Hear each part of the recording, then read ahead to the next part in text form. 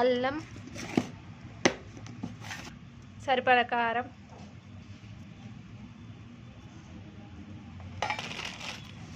ఉప్పు,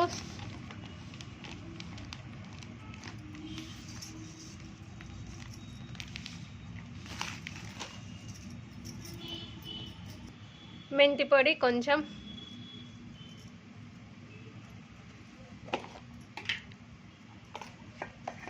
కొంచెం పసుపు,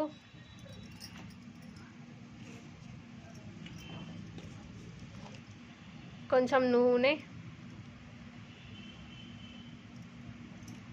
ఇప్పుడు ఇవన్నీ మిక్స్ చేసుకుందాం, కలిపి పెట్టుకుందాం.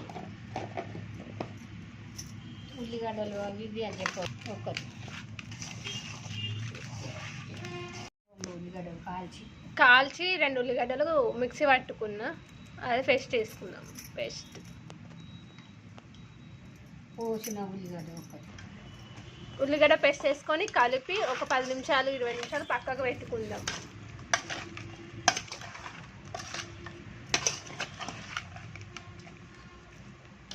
కొంచెము నేను చింతపండు పులుసు పోసిన, కొంచెం అది నేను తీయలేదు, అందుకే కొంచెం అట్లుంది.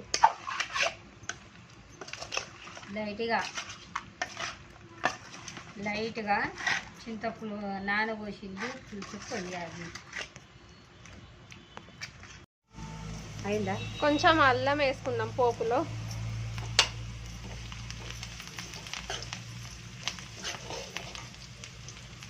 కొంచెం పసుపు, అందులో వేసినాం కదా అన్నీ, అందుకే కొంచెం కొంచెం వేసుకుందాం.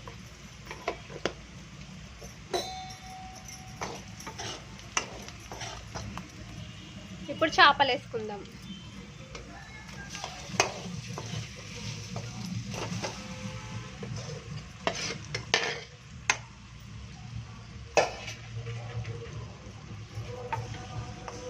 మెల్లగా కలుపుకుందాం. పట్టుకారు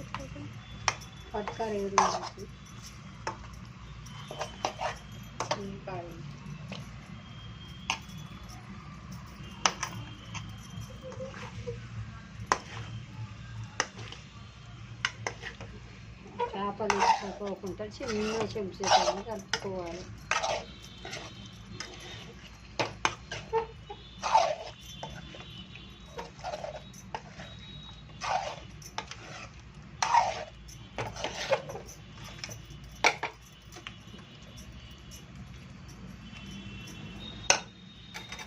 ఒక 10 నిమిషాలు మగ్గనిద్దాము. మగ్గినాక చింతపులుసు పోద్దాం. మధ్యలో ఒకసారి కలుపుకుందాము. చిన్న మంట మీద ఫ్రై చేసుకోవాలి కొంచెం సేపు.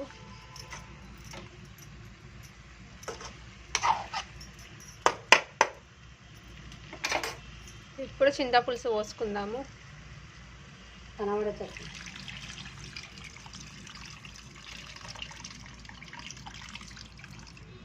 ఇక ఎవరి టేస్ట్కి తగ్గట్టు వాళ్ళు చింతపండు పోసుకోవాలి. కొంచెం పుల్ల కొంతమంది తింటారు, కొంచెం నార్మల్ కొంచెం తింటారు కాబట్టి ఎవరికి సరిపడా చింతపండు వాళ్ళు పోసుకోవాలి. ఉప్పు కారం ఎవరికి తగ్గట్టు వాళ్ళు వేసుకోవాలి.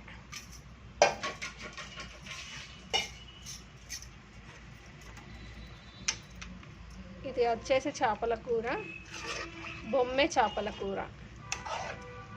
మంచిగా ఉడకనిస్తే బాగుంటుంది. చేపకు పులుపు పడేటట్టు ఉడకబెట్టుకొని బాగా ఉంచుకోవాలి.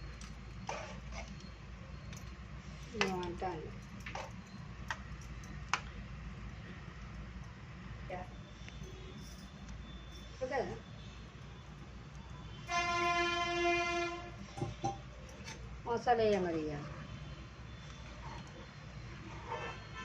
మసాలా వేసి ఒక 2 నిమిషాలు ఉంచుకొని బంద్ చేసుకోవాలి. అయిపోయింది, ఉడికింది.